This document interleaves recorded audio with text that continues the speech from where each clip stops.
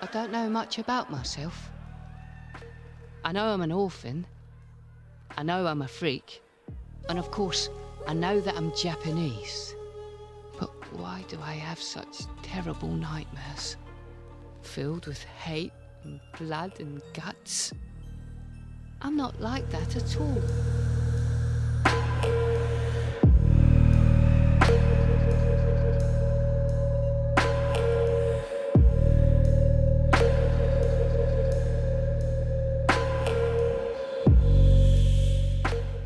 I wouldn't even hurt a fly. Oh, there he goes. Back to his family. Oh, I envy him. Sometimes I wonder about my own parents. Were they Zen masters? Did they serve the Emperor? Oh, sometimes I wonder what my mum and dad were really like. See? What did I tell you? A beautiful little girl. What? Are you blind? That's my... Glen and Glenda, the fascinating and complex child of Chucky and Tiffany, who brings a unique exploration of identity, gender fluidity, and family dynamics to the Chucky franchise. We follow their evolution from the Seed of Chucky into season 2 of the Chucky TV series, and I couldn't be happier that there was more explored to their story. We meet Glen in the Seed of Chucky, and I'm referring to them as Glen right now because at the beginning of the film, we see Glen, so meek and gentle, living with an abusive owner who is a ventriloquist. Glen has no memory of their murderous parents, Chucky and Tiffany, on TV. They then travel to Hollywood to revive their parents using voodoo magic once again. It's prevalent in the Chucky series.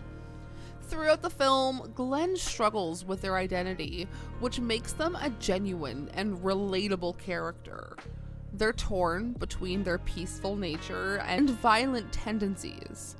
The name Glenda emerges when the more aggressive and sadistic side manifests.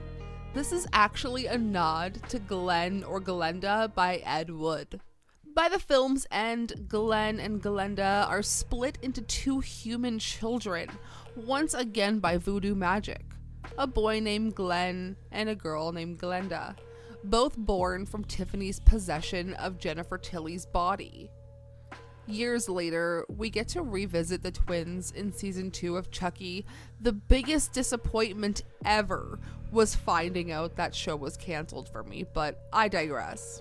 After years of absence, the human twins are grown up, stylish, confident, and very much aware of their unusual origins.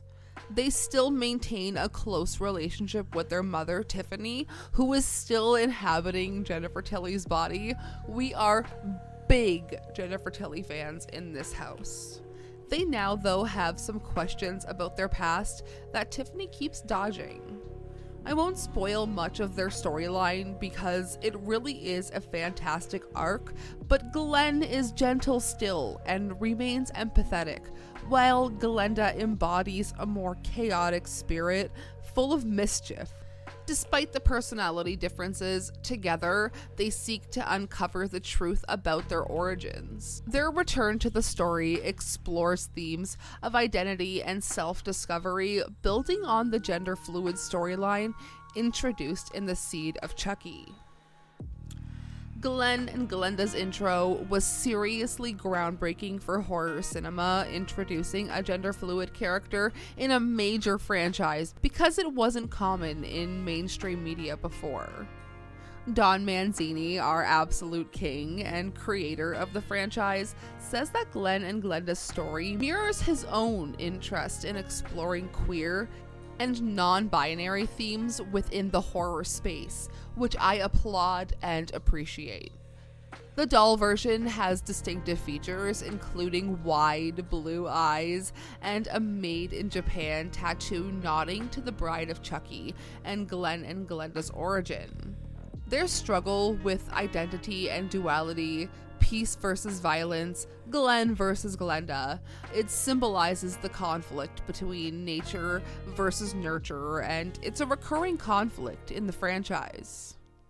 Glen and Glenda remain one of the most unique and memorable aspects of the Chucky universe. And like I said, I am so unbelievably happy that their story was continued in the TV show. They were incredibly portrayed by Lachlan Watson, and I truly do not see anybody else portraying Glen and Glenda the way that they did. Glen and Glenda add to the campy and chaotic nature of the entire world that they inhabit. If you guys have seen Chucky and you've watched the TV show, Devon Sawa was reincarnated as like 4 different characters. Every time something happened to his character, he was just reincarnated as somebody else. And I also think that just adds to the campy nature of Chucky. And it's just such a wonderful world to be in and to explore, and the characters really are so full of heart and love at the end of the day.